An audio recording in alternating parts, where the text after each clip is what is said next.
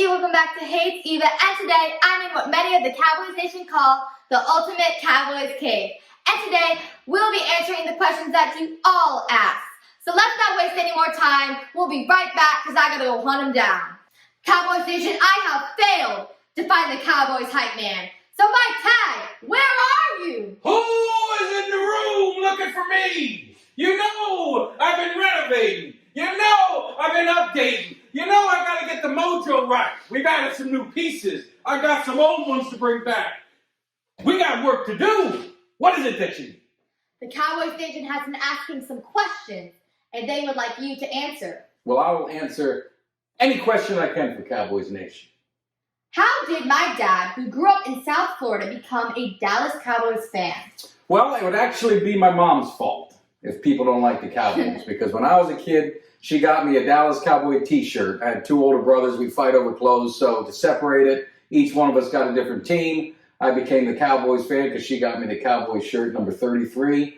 And it's been there ever since. And just to take it a step further, I always love to tell the story, is when I was just out of high school working at Sheridan Inn Hotel, I used to work the front desk, and guests would come and go, and you'd get a certain guest, and he'd talk football, and if you want to get me passionate, we talk Cowboys football, it just brings out the energy in me. And we'd go back and forth, and one day he came up to me and he said, "Hey," he goes, "would you ever move?" And I was like, "Where?" He goes, "Tampa." I said, it's only 4 hours away. I was 20 years old. I wasn't going to college. I said, "Well, what is it that you need me to do?" He goes, "Well, if you can sell my stuff as well as you sell the Dallas Cowboys every time we talk," he goes, "you can make yourself a lot of money. You probably make me some money too." So I moved up here, got into the industry I had no idea anything about, and I've been doing it 25 years since. So, and I'm still here doing it. So I owe a lot to the Dallas. That's why I get passionate. I owe a lot to the Dallas Cowboys in a weird way, because where I'm at today, really, I owe a lot. I give a lot of credit to the Cowboys. So. That's very touching. Yeah. Now, next question. Who is your favorite all-time player on the Dallas Cowboys? Now, that's always the hardest one. I'm always a fan of the running backs. And, I got the 33 jersey, so Tony Dorsett was always kind of my guy. But I was still young, and as a kid, you follow football, but you're not as intense with it. And then by the time I started getting into high school, we drafted Emmitt Smith, and again, he was from Florida, even though I was a Hurricane fan, but I knew of him. And just what he did at the time of my life, I'd probably say Emmitt Smith it's a 1A, 1B. Emmitt Smith and Tony Dorsett are my two favorites. Well, my favorite player is obviously Ezekiel Elliott. Well, that's a great choice. I love him too. Mm-hmm. So, what loss on the Dallas Cowboys hurt you the most? Oh, God, in the last 25 years, there's been so many, so painful, but I'll always go back to the 94 NFC Championship game. It was an opportunity for us to three-peat, and going into San Francisco, I felt good about it, and man, it snowballed fast, and we were down 21-0 before you can blink an eye. And the thing I'll always remember is that team, they didn't quit, they fought back. Maybe as my man Michael Irvin always says, a Dion primetime questionable non-call of pass interference, which we always have our share of questionable calls in playoff games lately. But that was the one. But they fought, and it hurt because it was an opportunity to do something that no team did, three-peat, but they ended up getting 3 in 4 years, so that was sweet too. Man, I can see why that loss hurt you the most. That got me. Now, I've seen your super situations up close. Can you share a few? Well, the superstitions that I have, they're all over the place. If the Cowboys aren't doing well, I'll take the jersey off and I'll put a new jersey on. If the remote control's a certain way and things are going good, then I don't move anything. I remember distinctively, Mikey your brother, my son, came into the room. We were playing Seattle. He didn't watch the whole game. We started coming back and winning. Now he wanted to come enjoy the party. I threw him out, said, "Do not step foot in this room, because if they lose and something happens, I'm going to have to hold you personally responsible." So I get really crazy about my superstitions. Mm-hmm.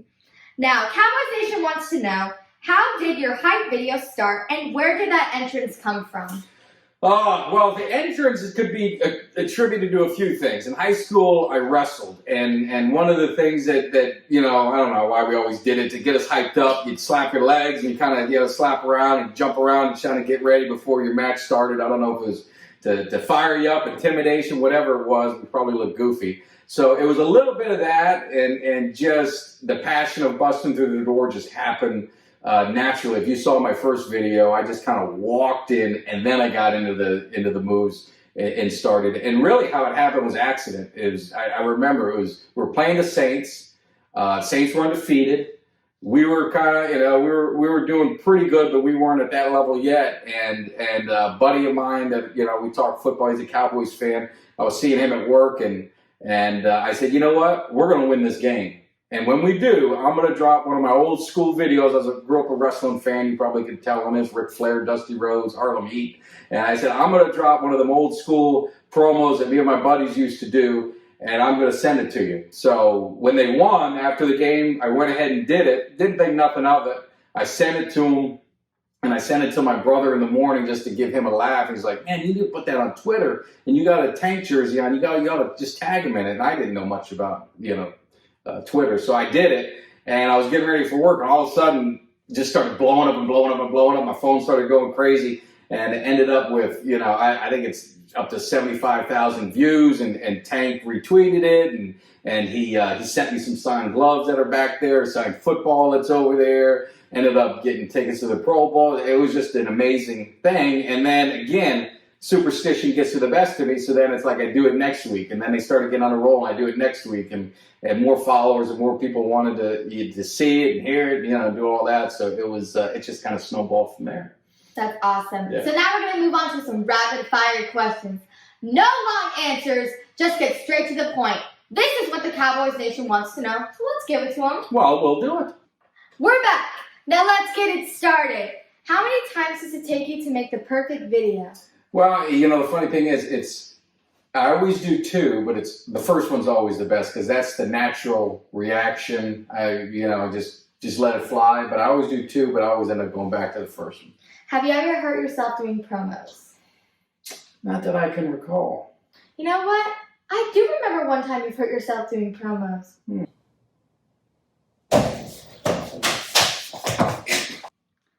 Question 3. Favorite game you have been to?